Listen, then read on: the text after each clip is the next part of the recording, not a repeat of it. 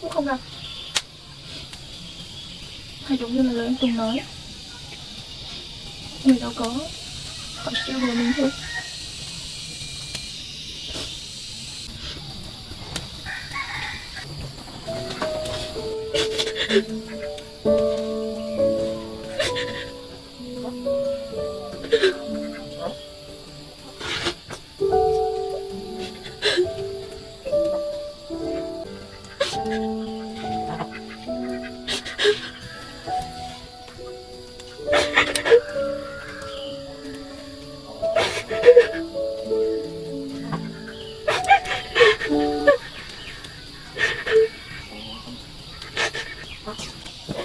Được. Em xin lỗi.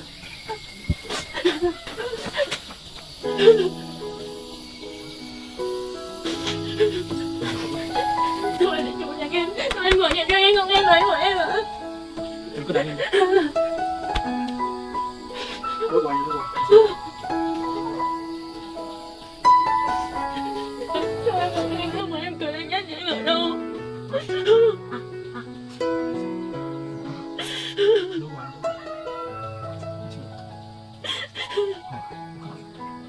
anh đây rồi. Anh đã quay trở lại rồi. Em không còn một người thân nào.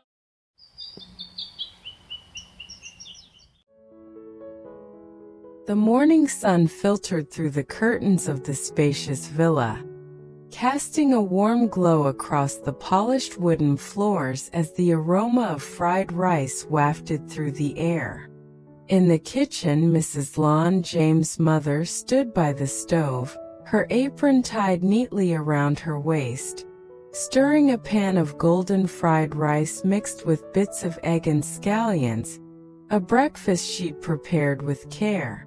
"James, breakfast is ready. Come down, son, you need to eat," she called, her voice gentle but firm, carrying up the stairs to where James lay in his bed, the sheets tangled around him after a sleepless night. His eyes were heavy, dark circles etched beneath them, his mind replaying the image of Diep walking alongside Tongue, a sight that had pierced his heart with jealousy and doubt. He dragged himself out of bed, his movements slow, his tailored pajamas wrinkled, and shuffled downstairs, the weight of his emotions dragging at his every step. At the dining table, Mrs. Lon set a steaming plate of fried rice in front of him, her eyes soft with concern as she noticed his haggard appearance. "You look exhausted, James. Did you sleep at all last night?" she asked, sitting across from him with a cup of tea, her tone laced with motherly worry. James picked up his chopsticks, his appetite non-existent, and sighed heavily. "Not really, Ma. I couldn't stop thinking about Diep. I saw her with Tongue yesterday and it's been eating at me. I don't know what to do." Mrs. Lon raised an eyebrow, her expression calm but probing. "What happened between you two? Tell me everything, son." James hesitated, poking at the rice, his voice low as he recounted the moment he'd seen Diep laughing with Tongue, their closeness sparking a storm of insecurity in his chest. "I thought, maybe she's better off with him. I got so upset. I just left without saying anything. I've been avoiding her since." Mrs. Lon listened quietly, her hands wrapped around her teacup, then reached for a piece of paper and a pen from the table. She drew a large number, its shape ambiguous, and held it up. "What number is this, James?" He squinted, his mind still foggy. "It's a 9, Ma." She turned the paper around, her expression pointed. "From my side it's a 6. You see, son, the same thing can look different depending on where you're standing. In love, emotions can cloud your judgment. but you need to hear both sides to understand the truth." She set the paper down, her voice softening. "You can't assume the worst without talking to Diep. Be honest with her, listen to her side. Don't let fear stop you from facing this." James stared at the paper, the lesson sinking in, his mother's words cutting through the haze of his jealousy. Mrs. Lon continued, her tone encouraging as she pushed the plate closer to him. "Eat up, James, you need your strength. Your father called last night. He's doing well at the factory and might visit soon. Oh, and we're opening a new branch next month. I'd like you to help the new secretary settle in. She's young, eager to learn, but she'll need guidance." James nodded absently, his mind still on Diep, but he took a bite of the rice, the warmth of the meal grounding him. "I'll help, Ma. But think you're right. I need to see Diep today. I've been weak avoiding her, but I can't keep doing this." Just then his phone buzzed on the table, the screen lighting up with the name Vui. He answered, his voice tense. "Vui, what's up?" His friend's voice crackled through the line, urgent and serious. "James, we need to meet now. I found out something about John. He's out of prison and he's targeting Diep. He's using tongue to drive a wedge between you two. It's all a setup." James' heart raced, the pieces falling into place, his earlier doubts now replaced with clarity and regret.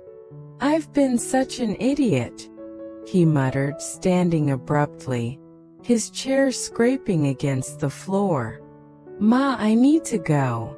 I've misunderstood Diep this whole time. I have to find her." Mrs. Lon smiled, a knowing glint in her eye as she handed him his jacket. "Go, James. Listen to her, and don't let misunderstandings tear you apart." The morning light bathed Diep's modest countryside home. The wooden walls weathered but sturdy, surrounded by a small yard where a pair of pigeons cooed softly in their new nest. Diep, her hair tied back in a loose bun, moved with a quiet determination despite the heaviness in her heart. She knelt by an old wooden table, its legs wobbly from years of use, a hammer in her hand as she drove nails into the splintered wood. Her movements mechanical, her mind elsewhere. The table creaked under her efforts, but she persisted, her hands trembling slightly, not from the work, but from the ache of missing James, his absence a gaping wound she couldn't ignore. She stood, brushing sawdust from her simple dress, and turned her attention to the pigeons, climbing a small ladder to secure their new nest higher on the wall, ensuring it was safe from the wind. With that done, she grabbed a broom, sweeping the yard with slow, deliberate strokes, the rhythmic motion a temporary distraction from the tears that threatened to spill. Inside her small kitchen, Diep lit the stove, the flames flickering to life as she set a pot of water to boil, her hands moving on autopilot as she prepared a simple meal of rice and steamed vegetables. But as she sat by the stove, the warmth of the fire doing little to ease the chill in her heart, the dam broke. She buried her face in her hands, her shoulders shaking as she sobbed, the sound raw and broken, her tears falling for James, for the distance between them, for the confusion that had left her feeling so alone. "Why won't he talk to me?" she whispered to herself, her voice cracking. "What did I do wrong?" Unbeknownst to her, James had arrived, his sleek black car parked just beyond the gate, his heart pounding as he stepped into the yard, the sight of Diep's hunched form shattering him. He froze for a moment, guilt washing over him, before his feet moved on their own, carrying him to her in a rush. "Diep!" he called, his voice thick with emotion as he dropped to his knees beside her, pulling her into his arms without hesitation.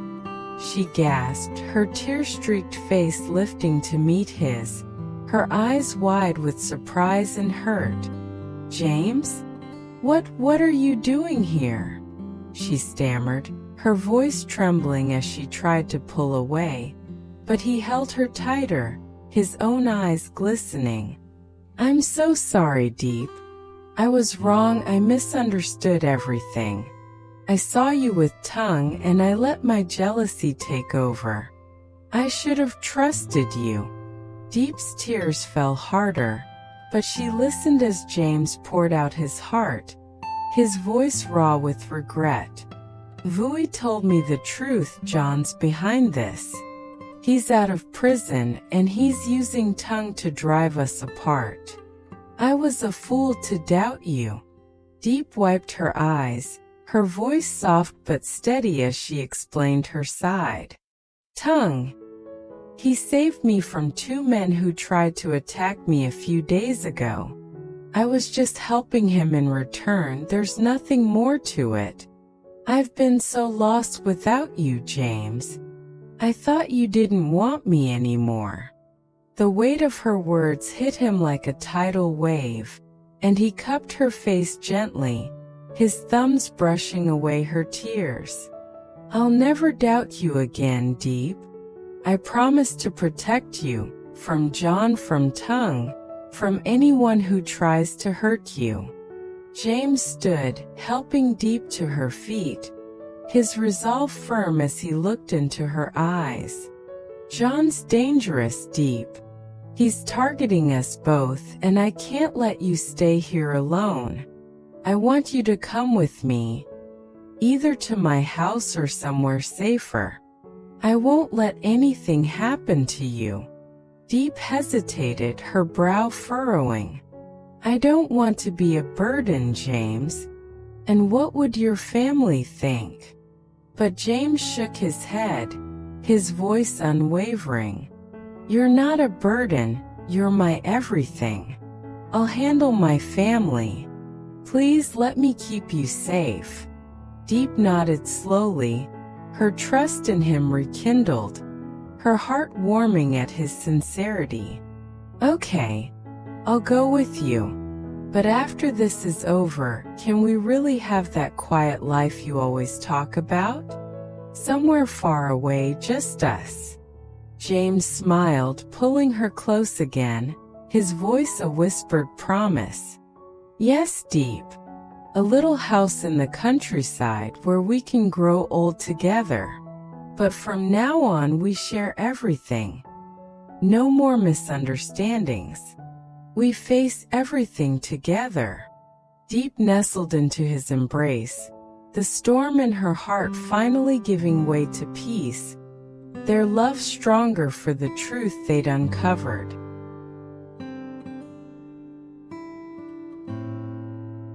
As dusk settled over Diep's home, the soft glow of a lantern illuminated the small dining area where she and James sat. A modest dinner spread before them: steamed rice, stir-fried vegetables, and a small bowl of fish sauce on the side. The air was filled with the faint cooing of the pigeons Diep had tended to earlier, their new nest a symbol of the care she poured into everything she loved. James took a bite of the rice, his earlier tension easing as he looked at Diep, her face now calm, the traces of her earlier tears replaced with a quiet smile. "This is delicious, Diep," he said, his voice warm. "I'm so sorry for what I put you through. I almost lost you because of my own doubts." Diep shook her head, her chopsticks pausing midair. "We're here now, James. That's what matters. And look, those pigeons I moved today, they're already settling in. It just takes a little time to adjust like us." James nodded, his expression thoughtful. "Speaking of settling in, I still think you should come stay at my place for a while. It's safer. John's out there, and I can't risk him coming after you." Diep hesitated, her fingers tracing the edge of her bowl. "I'd feel strange, James. What would your family think? I don't want to cause any trouble." James reached across the table, taking her hand. "My family will understand. They'll love you as much as I do. But if you're not ready, we'll find another safe place. I just need to know you're protected." Diep smiled, squeezing his hand. "I'll think about it. Maybe I can visit your mother soon. I'd like to meet her properly." Their conversation shifted as James remembered a detail. "Oh, Diep, your follow-up appointment is in 7 days. We need to go back to the old hospital to make sure you're fully recovered. I can call Dr. Lamb to come here instead, if that's easier." Diep nodded, grateful for his thoughtfulness. "I'd rather stay close to home, but if you think the hospital is best, I'll go." "Thank you for remembering." James smiled, then leaned back, his tone shifting to a more hopeful note. "Diep, have you thought about what you want for the future? Beyond all this chaos?" She tilted her head, her expression soft. "Not much, really. I just want a simple life, maybe keep working with medicinal herbs, helping people. That's always been my passion." James' eyes lit up with an idea. "What if you shared that passion online? You could start a small business, post about your life, your knowledge of herbs on platforms like TikTok or Facebook. People would love your authenticity. I can help you set it up, teach you how to manage orders, shipping, payments, all of it. The key is being genuine, and you've got that in spades." Diep's brow furrowed, uncertainty flickering in her eyes. "I don't know, James. I'm not good with technology, and I've never sold anything online. What if I mess it up?" James leaned closer, his voice encouraging. "You won't. I'll be there every step of the way. Your sincerity will draw people in deep. I believe in you." She smiled, her doubts easing, the idea of a new venture sparking a quiet excitement in her chest. After dinner, James insisted on washing the dishes, rolling up his sleeves as Diep protested. "You cooked, so I'll clean, go rest," he said, his tone firm but playful.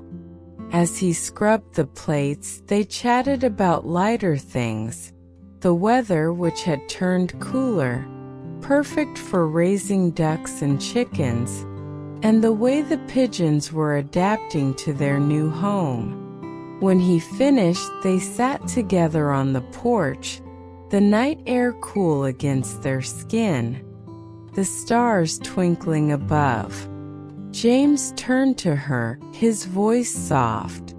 "You know, even after all this time, I still feel a little shy looking into your eyes. But today, facing you, being honest with you, it taught me how important trust and communication are. I'll never let silence come between us again." Diep nodded, her own voice trembling slightly. I was so scared when I couldn't reach you, James. I felt like I had no one. But now, I know we can get through anything if we're open with each other.